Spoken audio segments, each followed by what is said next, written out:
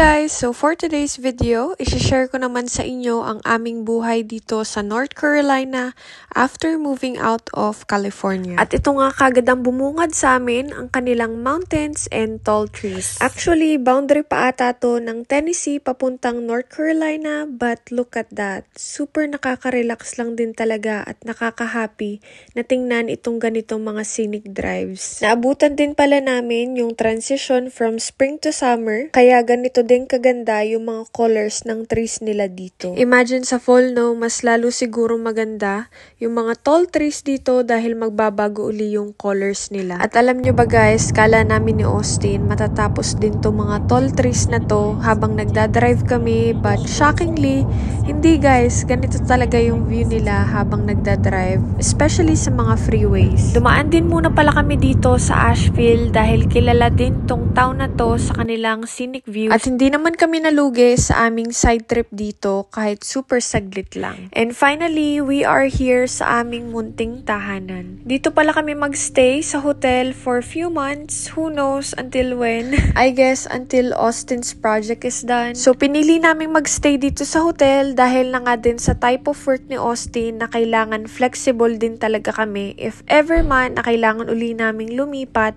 is ayun, sabi nga ni Austin is get up and go. Wala kaming magiging problema dahil ayun nga yung bayad namin dito is daily, tapos meron din silang weekly rate na if ever man na bayadan mo yung weekly rate nila at hindi mo siya makonsume is marirefund mo yung mga days na hindi mo nagamit. Unlike if mag-rent kami ng apartment na if hindi ako nagkakamali is 6 months ata kailangan mo magstay or merong contract sila na ganun. So, sabi ni Austin, kahit medyo may kamahalan to sa apartment is, ayun, mas suitable siya sa amin for now. At after nga naming magbaba ng mga gamit, ito na naman kami nagda-drive around dito sa aming new place. And the sunset is just giving. So, after nga ng aming pagda-drive, nandito na uli kami, nakabalik na sa aming hotel at si Austin nga is nag-go-online training na uli. The next day naman, ito pala ang view namin from our coming room. From the other side of the US, medyo nakaka-amaze din talaga dahil bago siya for us. Sabi nga nila, every state din talaga has something to offer, and I would say though that North Carolina is really beautiful in its own way. O diba, gumagano na ang atake natin for today's video.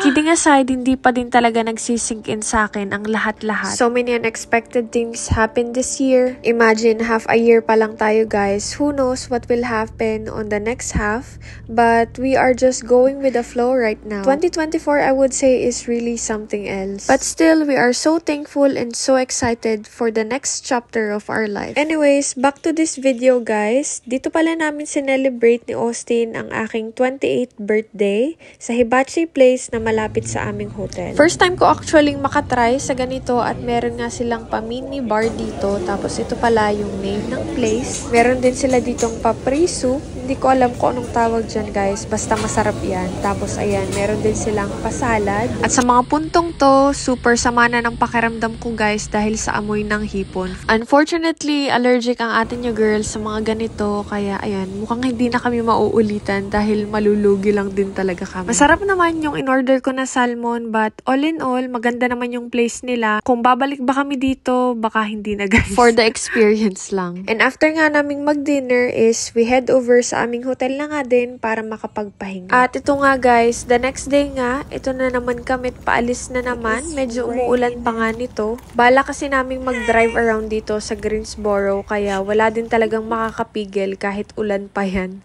So ayan, nagtingin kami ng mga bahay dito.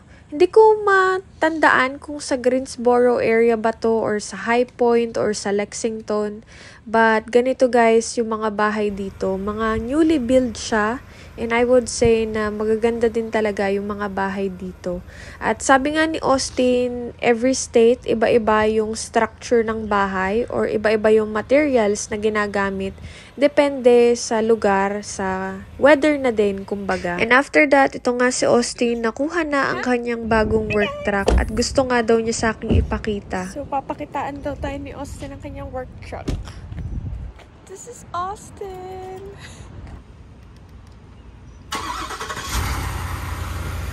Fancy!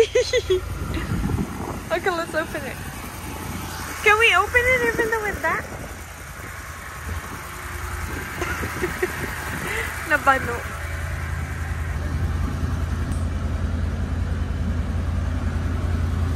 Nagpunta din pala kami dito sa Island Cuisine na Filipino restaurant siya. 30 minutes away siya sa pinagstayan namin sa Greensboro.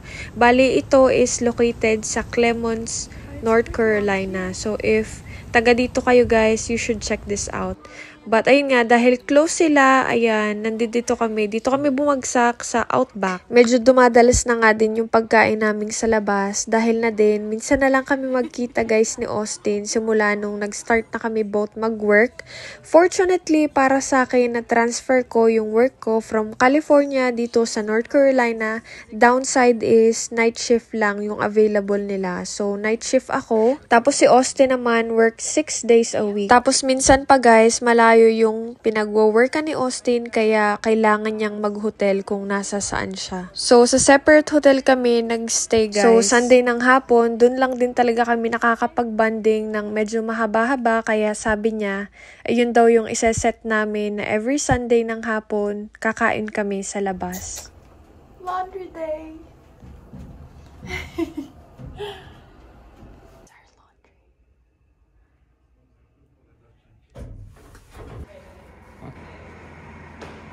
So, ito pala ang aming laundry area.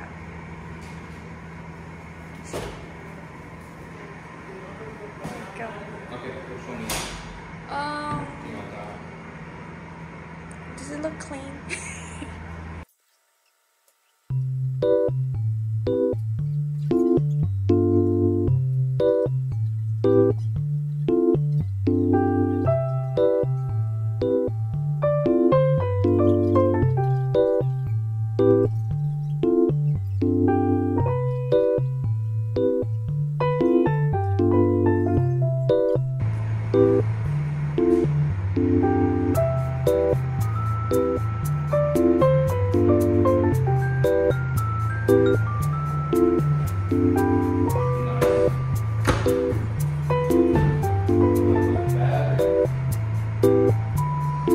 I think I want more.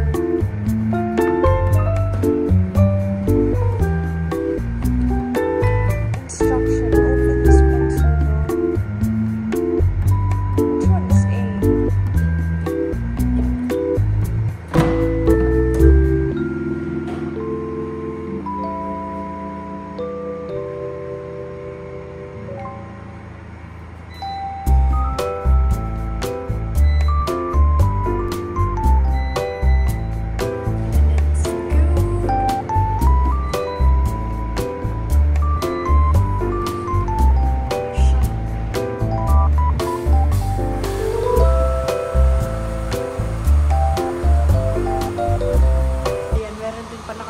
Vending machine.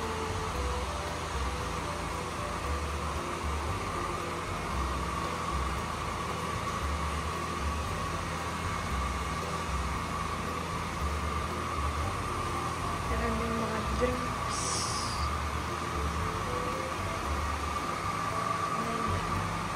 Mga inom. So yun yung dryer.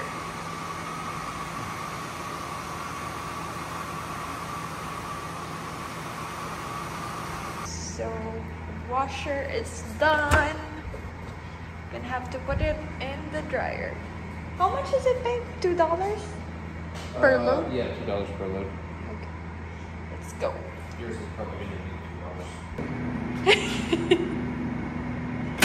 Oops. Go.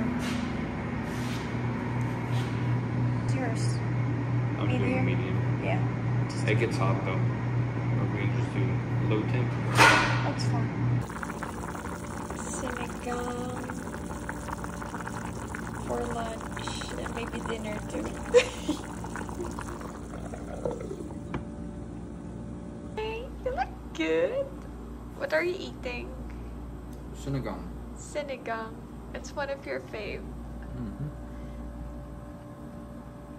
Is the potato already cooked or not yet? Honestly, it's kind of soft on the inside, but the outside's still a little hard, which is weird. Yeah, that's weird. but I like it. It tastes good. That's good. Came home from Charlotte and after lunch, gonna be working again.